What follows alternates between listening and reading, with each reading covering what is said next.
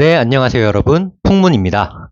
저번 시간에 이어서 이번에는 병화일간에 대해서 설명해 보도록 하겠습니다. 어떤 특징들이 있을까요? 병화는 천간 중에 세 번째 글자에 해당합니다. 갑을병정, 무기경신, 임계해 중에 세 번째에 해당해요. 또한 양간을 대표하는 글자 중에 하나입니다. 또한 병화의 물상으로는 태양이 가장 대표적이죠. 햇님. 그리고 병화는 발산하는 빛입니다. 정화가 한 곳으로 모으는 빛이라면 병화는 이렇게 세상 만물을 비추는 그런 빛이 돼요. 또한 병화는 오행 중에서 양의 화 기운을 가진 글자가 됩니다. 자, 또 이제 어김없이 등장했죠. 이제 제가 인정하지 않는 병화일간의 특징들, 얼처구니 없는 특징들 뭐가 있을까요? 오지랖이 넓다. 인싸 스타일이다. 나대는 성향이며 리더십이 있다. 행동파의 다혈질. 네, 이것도 다 이제 구라죠. 근거가 없어요. 병화일간이 왜 오지랖이 넓다고 생각하시죠? 태양이니까, 태양은 만물을 비추고 이제 간섭을 하니까 오지랖이 넓다고 생각을 하시나요? 근거가 없잖아요. 근데 오지랖 넓으면 다 병화인가? 아니죠. 인싸이다. 나대는 리더십이다. 병화일간이요. 다른 일간들은 다 나대지 않나요? 나대는 사람 딱 집어보면 무조건 다 병화가 나와야 되네요. 아, 높은 확률로 나온다. 그 근거를 대라고요. 지금 다른 뭐 유튜브나 블로그, 구글에 병화일간 특징 검색만 해도 이런 거 꼭 나오거든요. 행동파이고 다혈질이랍니다, 여러분.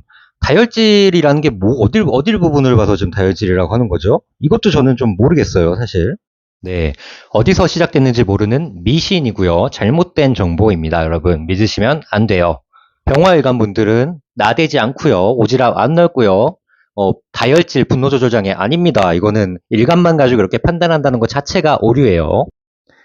자, 병화는 만물을 비추는 햇살이요 태양이다.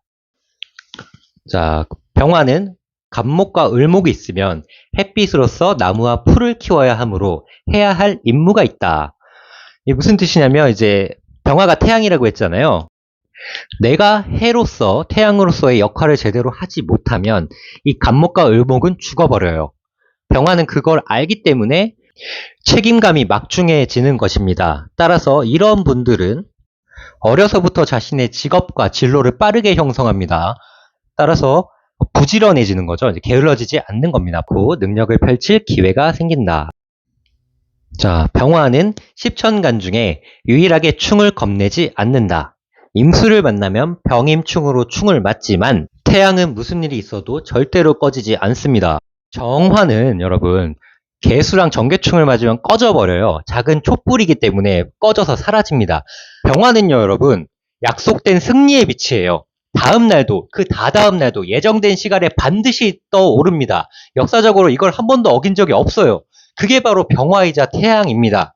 그래서 옛날 사람들이 네 인생에도 반드시 해 뜰 날이 올 것이다. 네 인생에도 언젠가 볕 뜰 날이 올 것이다. 이렇게 표현했던 이유가 이런 이유에서예요. 따라서 지금 이 영상을 보고 계시는 지금 힘든 상황에 놓여있는 병화일간 여러분들 반드시 본인들 인생에도 해 뜰 날이 올 테니 지금 힘들더라도 포기하지 마시고 조금만 더 힘내시길 바랍니다. 그럼 도대체 제 인생은 언제 볕이 드나요? 언제 해가 떠요?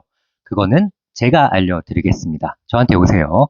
네, 이 틈을 타서 PP에 잠깐 넣어봤습니다. 네, 다음으로 넘어가 보겠습니다. 네, 그래서 병화가 임수를 만나면 고서에서는 이것을 강휘상형이라고 표현하고 있습니다. 바다 위로 해가 떠오르는 형상이죠. 일출입니다. 이 병화는 오히려 이 충을, 임수가 충을 치러 오면 그거를 이제 자신의 광채를 많은 세상 사람들한테 드러내는 걸로 오히려 이용을 해버립니다. 생각해보세요, 여러분. 우리가 연초마다 사람들이 바닷가 가서 일출 보지 않습니까? 그렇게 많은 사람들이 보여서 바다 위로 해 뜨는 걸 보기 위해서 거기로 몰려드는 거예요. 따라서 이 강의상형이란 글자가 굉장히 이제 병화한테는 하나의 기회가 됩니다. 세상으로 나갈 수 있는. 따라서 병화 입장에서 이 병임충이란 하나의 기회를 상징합니다. 네, 병화는 개수를 보면 그 빛을 잃는다. 네, 요거를 또 흑운차일이라고 표현을 하고 있습니다. 흑운, 개수가 이제 안개랑 구름을 뜻하거든요. 따라서 이 개수가 와서 병화의 빛을 가려버리는 형상을 뜻합니다. 병화 입장에서는 위기가 온 것입니다. 하지만 그럼에도 불구하고 여러분, 먹구름은 곧 가셔버리죠. 사라집니다. 병화는 결국 다시 빛을 내게 됩니다. 자, 병화는 정화를 겁내지 않는다. 이거는 굉장히 당연한 이치입니다. 병화는 태양이요. 정화는 촛불이고 등불이거든요. 별과 달이고요. 태양 앞에 촛불이란 말 들어보셨을 겁니다. 겁낼 이유가 없어요.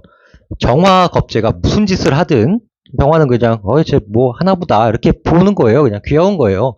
전혀 위협이 되지 않습니다. 네, 사람마다 이 사주 원국에 따라서 처음에는 정화한테 조금 뺏길 수 있지만 결국에는 병화가 이기게 됩니다. 네, 병화는 원국이나 운에서 병화를 또 만나면 네, 하늘에 두 개의 태양이 떠오른 격이니 경쟁자가 등장한다. 하나는 죽어야만 한다. 네, 여러분. 하늘에 두 개의 태양이 떠오를 수 있나요? 왕은 하나여야만 하고요. 황제도 하나만 존재해야 합니다. 만약에 이 해가 두 개가 떴을 경우에는 이 지존이 두 명이 됐다는 의미이기 때문에 둘 중 하나는 반드시 죽어야 돼요. 따라서 굉장히 경쟁이 심한 그런 인생에서 살아가게 됩니다. 따라서 원국에 두 개면 두 명의 적이, 세 개면 세 명의 적이 있는 격이니 싸워서 이겨야 합니다. 인생 난이도가 갑자기 하드함으로 올라가는 거예요. 파란만장하겠죠. 병화가 4개가 뜨면 연월일시 천간에 모두 뜨면 온 천하를 비추는 빛이 되어 천하의 이름을 떨치게 된다.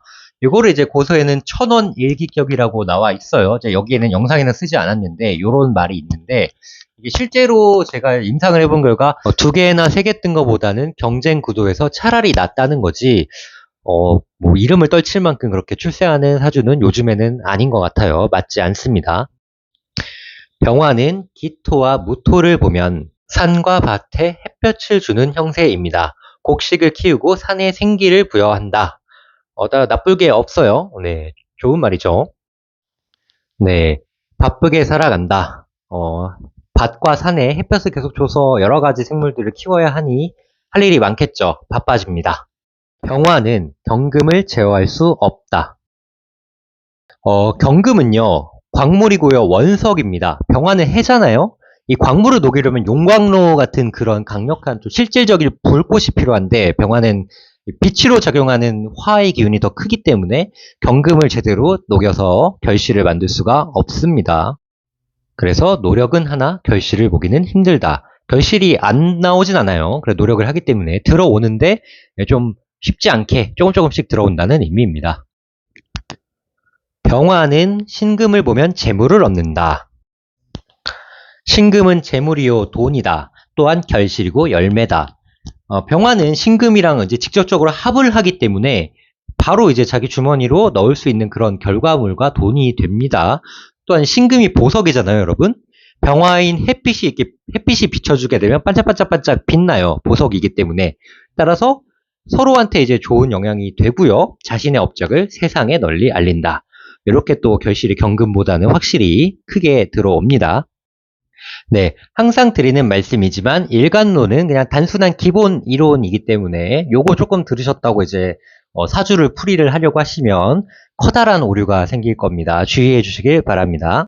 네, 지금까지 시청해 주셔서 감사드리고요. 영상이 유익하거나 즐거우셨다면 좋아요와 구독 부탁드리겠습니다. 감사합니다.